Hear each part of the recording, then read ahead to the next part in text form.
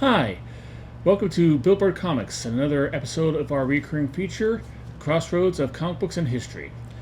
This week I'm going to cover the creation and the real-world events that played into the creation of two of my favorite comic book heroes, Power Man and Iron Fist. These characters are forever linked from the titles they shared from the late 70s to the mid-80s, but they drew inspiration from the way certain characters of their like appeared in other media. Now, the comic book industry has always been kind of a, rip-off kind of industry, for lack of a better word. Even at the very beginning, the reason why comic books expanded into visual content is because they ran out of comic strips to actually reprint. But they didn't like stray far from their inspirations for the new stuff. Dick Tracy became Slam Bradley. Mandrake the musician became Zatara. And so on and so on and so forth and so forth. Comic books were never really very original. They're always based on like what was popular and most often not in other industries for their comic books and what they published. Westerns were popular in the 50s, so a lot of westerns were made. So comic books were made. Horror was starting to make a comeback in the 70s, so a lot of horror comic books came in there. And this is where Power Man and Iron Fist got their origins. Power Man springs up from a trend, a subgenre of film called Blaxploitation. Blaxploitation is a period in the late 60s and early 70s where black filmmakers and actors started to take a more prominent role in cinema. Before this time, if you were an African American performer, your job was either in the background, maybe a servant, a butler, perhaps if you're Woody Strode, a member of a cattle team. You're not getting the leads, you're not getting the name above the title, you're not getting, and often you might be playing a criminal on screen. This all changed in the 1970s with Blaxploitation. Blaxploitation came in around the same time as New Hollywood, where a whole new, brand new, more forward-thinking bunch of filmmakers came through and changed the whole dichotomy in Hollywood. It was a paradigm change. Instead of being the Rock Hudson and Doris Day bedroom comedies, you had films like The Graduate and The Godfather and Bonnie and Clyde, stuff that wasn't afraid to show gritty violence and gritty themes and people who might not be the most bastions of civility, but still are the heroes of the film. It opened the whole aspect of filmmaking and film writing and everything like that. But African Americans, unfortunately, still had a hard time getting their kind of time on the screen. But that was before Sweetback's Badass Song. This was a film done by Melvin Van Peebles, who he kind of basically paid with his own money, and is often looked at the start of the Blaxploitation film. This was the first time where African Americans were unabashedly not only the leads of the movie, but also working behind the scenes, writing and directing and producing it. It was more of an exploitation kind of thing. The movie actually involves a African American brothel worker who is framed for a murder he didn't commit, with the idea they'll just let him go because they couldn't find evidence and stuff like this. Which exploded into a whole, fight for survival and, being on run for the cops for the entire movie. But this was a way of showing that African American visions and African American voices can make it onto the screen, even if they have to actually do it with, say, stories of pimps and urban crime and decay and stuff like this. Other movies in this genre were Superfly, The Mac, even Blackula. All these kind of genre grindhouse movies that came up, but also provided an aspect for more kind of black voices and faces into the movie theaters at the time. Badass's song opened on March 31st, 1971. But what came later that year, in July 2nd, 1971, was the big breakout film that kind of bridged the gap between Main Street movies and Blaxploitation. I'm talking about Shaft. shut your mouth. I'm just talking about Shaft. I could dig it. Sorry about that.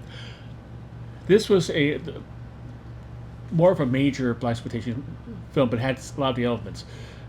John Shaft was a ex-police captain who works as a detective, a private detective in New York City, who has little respect for authority, has little respect for little fear from any kind of danger, and was willing to take any job as long as the money was good.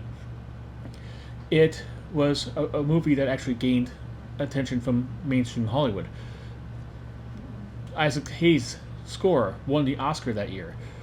His classic score that I made reference to and mangled 5 seconds ago. It was one way to kind of broke a lot of barriers for African American creators, and also kind of helped get a door in for other African American creators in mainstream movies. You had actors all along, like say Sidney Poitier, who was able to make leads in mainstream Hollywood movies, but after this, that kicked open a whole bunch of doors. But since blaxploitation was so popular, not only with the African American audiences, but also with audiences of every shade and hue, Marvel Comics decided to actually, and also DC Comics decided to take advantage of it. DC had a character called Black Lightning. Black Lightning was a man who patrolled the streets of Suicide Slum section of Metropolis, saving the lower class people who lived there and trying to make safe against crime for those people. However, he was made in no uncertain terms that he was a Olympic athlete and also a teacher who pretends to be kind of a more jive-talking man of the streets just to fit in with the element he's trying to protect. Marvel's big black superhero, and not their first one. They also had, of course, by this time, Black Panther, who mostly had a full body mask and body with nothing exposed except for one issue of the Avengers where they showed his face, and also the Falcon, who also debuted in 1968. But Luke Cage was the first African American hero who got his own series for Marvel, as far as I could tell. And his story was more down to earth and more centered and more in line with blaxploitation. Granted, it was created by Archie Goodwin and Roy Thomas and George Tuska, 3 white men, but nonetheless, they presented Luke Cage as a man who went to prison for a crime he didn't commit, framed for a crime he didn't do, just like Sweetback, who was ran in with the man, and the man sabotaged a medical experiment in prison that he volunteered for, in the sense of killing him, but instead of killing him, it made him stronger, very much stronger, and gave him diamond skin that he used to break out of prison. And as such, he started to open up a hero for hire agency in Harlem of New York, and if the money was right, he would be your hero to help you protect whoever you want. Famous things about this is him doing a job for Dr. Doom stiffing him on the bill, and him flying all the way to Latveria to get the money back. Also, there's a brief period of time when Ben Grimm couldn't turn into a thing, and the Fantastic Four hired him as being the resident strongman for that team. It was the DNA of Shaft and Sweetback is melded right into Luke Cage. You could see the connections right there all the way through. It has to deal with a lot of subjects that came in blaxploitation. A bold African American man who was not afraid of anything, who's living his life on his own terms, and not afraid of anybody, not taking any prisoners, and doing right the best way he knows how. It also shows the societal conditions. The policeman, the prison guard, who sabotaged the experiment that gave Luke Cage's powers, was white. And there's a lot of racial overtones into that information, into that scenario at the time. It was basically a kind of a answer to the popularity of Shaft and the other blaxploitation heroes, filtered through the lens of Marvel. It was homogenized to a great percent, Not quite as much as Black Lightning was, but nonetheless, it provided a urban hero to Marvel to try to market to the African American audiences who made Shaft and Superfly and all those other movies very popular at the box office. Another genre that's very popular at the time at the box office, usually in the same grindhouse theaters as Blackula and Superfly, although maybe in a different part of town, would be the martial arts films.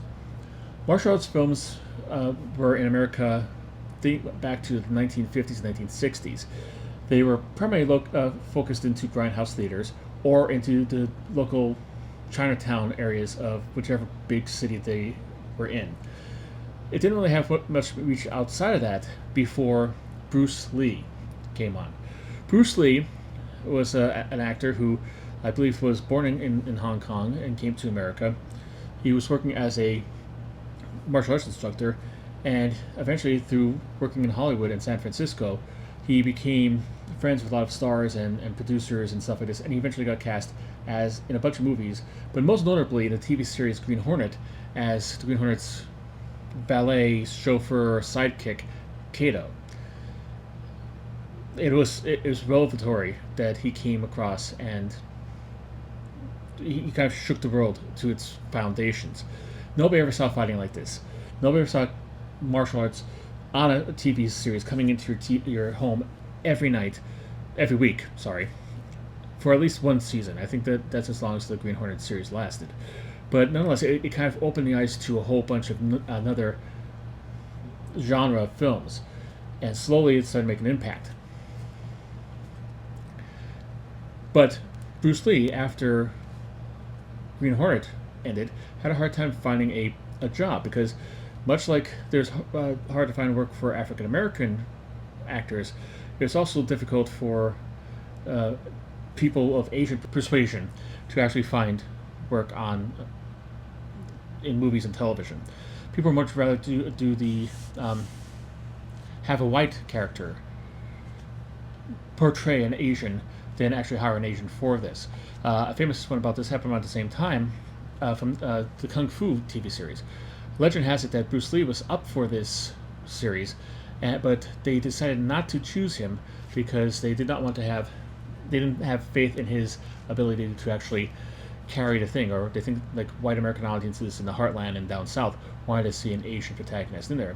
So instead they hired David Carradine, playing a half Chinese, half American martial artist in the 19th century who wanders the Old West.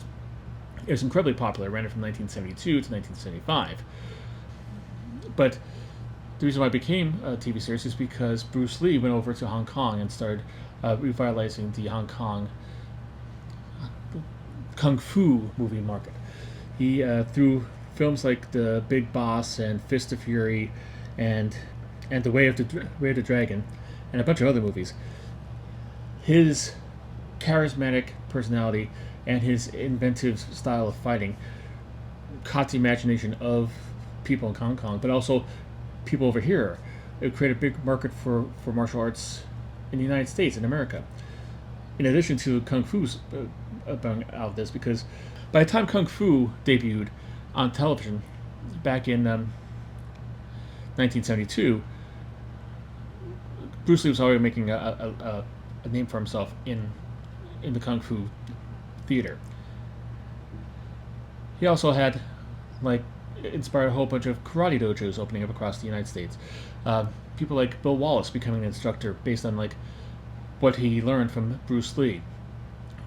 Chuck Norris was a villain in one of the Bruce Lee movies, and he eventually went off to becoming a big action star in the late 70s and early 80s. Kung Fu and karate and martial arts were big during this time. Marvel decided to answer this by creating a number of characters. One such was Shang-Chi. Shang-Chi was a Chinese character who was supposed to be the son of Fu Manchu. At the time, Marvel had the license to the character, and that became problematic after they lost the license because they had a major character in a movie whose father could not be mentioned or else they'd be sued. But nonetheless, he was a kung fu expert who fought crime and went on global adventures and something like that.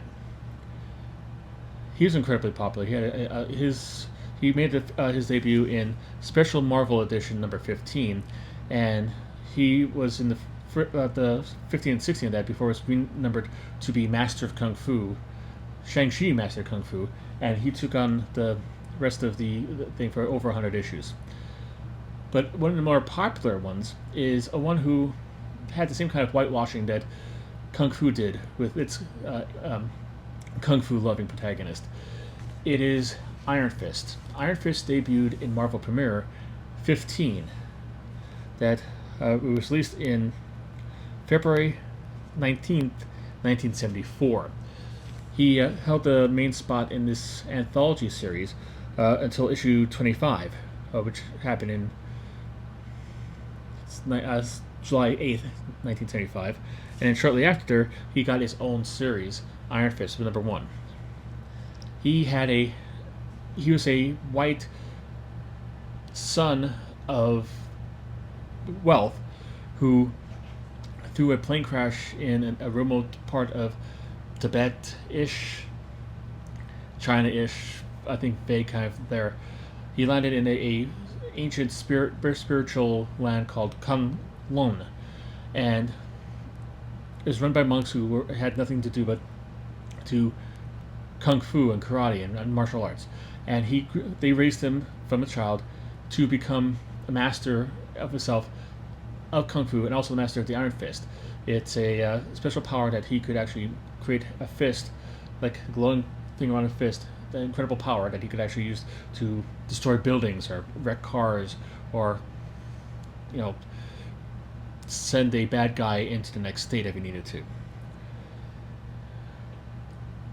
But he came about because of not only the popularity of Bruce Lee, and by that then the popular martial arts in the United States, also the popularity of Kung Fu. Kung Fu was on TV every week, coming into everybody's houses, and it showed, somebody who in the continuity was a mixed white and Chinese, but he was played by David Carradine, who is a white actor who is the son of John Carradine, and everybody knew he's the more culturally appropriate, more palatable to audiences in other places to do that. I think if we didn't have Kung Fu, we wouldn't have had Iron Fist, and perhaps maybe Shang-Chi would be the guy who's teaming up with Power Man in Power Man and Iron Fist number 50. But let me get to that. Both Luke Cage debuted in Hero for Hire in 1972. It hit stands on March 21st, 1972, and it ran for 50 issues. There's a couple changes. There was originally Luke Cage Hero for Hire, and Luke Cage Power Man, and then Power Man eventually. It ran concurrently with Iron Man's original series, but it came to the point in 1978 that the Blaxploitation films were kind of dying out, kind of like fading out. Kung Fu and karate movies are still around. They're still going on to the 80s and even to sometimes into the 90s a little bit, if you count the Three Ninjas as being a karate movie. But both the inspirations for these characters were kind of waning, and as a result, their comic books were kind of waning a little bit. And so Marvel decided to do what a lot of people did back in the day, is, combine the two into one kind of book.